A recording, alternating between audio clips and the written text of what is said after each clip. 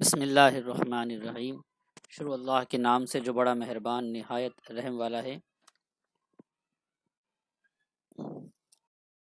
جماعت ہشتم کی نظم پھول کی فریاد کے سوال جواب کو یہاں پر ہم دیکھیں گے اور ان کو حل کرنے کی آسان طریقہ یہاں پر ہم نے آپ کے سامنے پیش کیا ہے۔ سب سے پہلا سوال، نظم کا بغور مطالعہ کر کے ذیل کی سرگرمیاں مکمل کیجیے۔ جان پہچان کی مدد سے شب کی خاکہ مکمل کیجیے۔ شوق کدوائی، ان کی پیدائش اور انتقال۔ تو پیدائش 1853 اور انتقال 1928۔ شوق کدوائی کی تعلیم بدایوں اور رامپور میں ہوئی، ملازمت پرتاپ گڑھ اور بھوپال میں۔ تو اس طریقے سے یہ شب کی خاکہ ہمارا مکمل ہوتا ہے۔ چلتے ہیں اگلے سوال کی طرف۔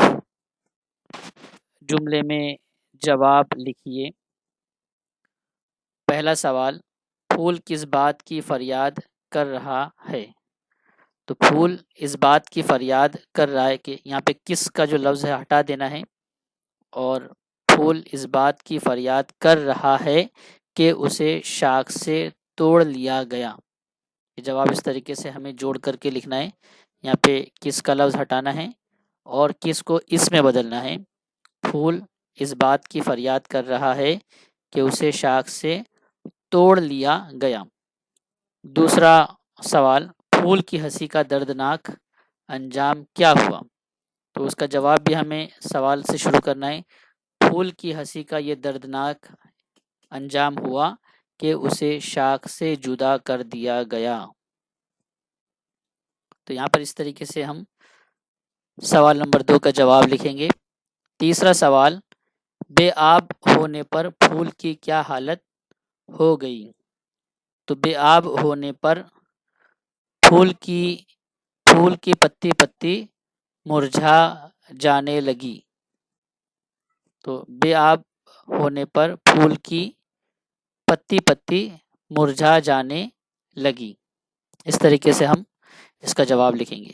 چوتھا سوال، پھول کے توڑ لیے جانے پر تتلیوں اور بھوروں پر کیا اثر ہوا؟ تو اس طریقے سے لکھیں گے کہ پھول کے توڑے جانے پر یہاں تک کہ اس کے بعد تتلیاں بے چین ہو گئی اور بھورے رونے لگے۔ تتلیاں بے چین ہو گئی اور بھورے رونے لگے۔ اس طریقے سے ہم اس جواب کو مکمل کریں گے۔ پھر اس کے بعد پانچواں سوال، پھول نے توڑ لیے جانے پر کس اندیشے کا اظہار کیا؟ تو پھول نے توڑ لیے جانے پر اس اندیشے کا اظہار کیا کہ توڑنے والا پھول کی خوشبو سے رات بھر بستر سجائے گا اور صبح ہوتے ہی پھینک دے گا۔ یہ ہم کو جواب لکھنا ہے۔ تو یہاں پر بھی کس کو ہٹا کر کے اس لگائیں گے، اور پھول نے توڑ لیے جانے پر اس اندیشے کا اظہار کیا کہ توڑنے والا پھول کی خوشبو سے رات بھر بستر سجائے گا اور صبح ہوتے ہی پھینک دے گا، یا خاک میں ملا دے گا لکھے تو بھی چلے گا۔ سوال نمبر 6، پھول کے توڑے جانے پر مہر و ماہ نے کیا کہا؟ تو پھول کے توڑے جانے پر، یہاں تک ہم سوال کا حصہ لیں گے۔ پھول کے توڑے جانے پر مہر نے کہا میری کرنوں کی محنت برباد ہو گئی، اور ماہ نے کہا میری دی ہوئی رنگت ختم ہو گئی۔ تو اس طریقے سے ہم ایک جملے کے جواب کو مکمل کریں گے۔ چلتے ہیں آگے۔ جواب لکھیے۔ اس کا پہلا سوال ہے، شاخ نے پھول کو توڑ لیے جانے پر پھول نے اپنے درد کا اظہار کس طرح کیا؟ تو تھوڑا سا ہم سوال کا حصہ لیں گے کہ شاخ سے پھول کے توڑ لیے جانے پر پھول نے اپنے درد کا اظہار اس طرح کیا کہ شاخ نے مجھے پال پوس کر بڑا کیا تھا، لیکن ایک ظالم شخص نے مجھے اپنے مفاد کے لیے توڑ دیا۔ رات بھر میری خوشبو سے بستر مہکائے گا اور صبح ہوتے ہی مجھے پھینک دے گا۔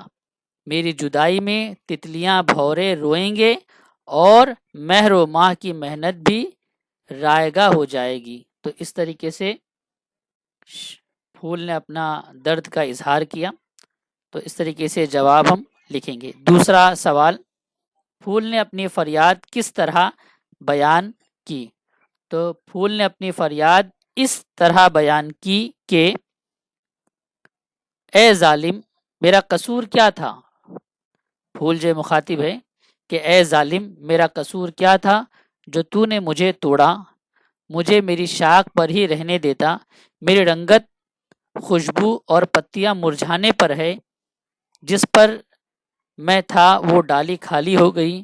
یوں تو دنیا سے ہر ایک کو جانا ہے، لیکن جوانے کی موت ایک بہت بڑا صدمہ ہوتی ہے۔ تو اس طریقے سے ہم دوسرے سوال کا جواب لکھیں گے۔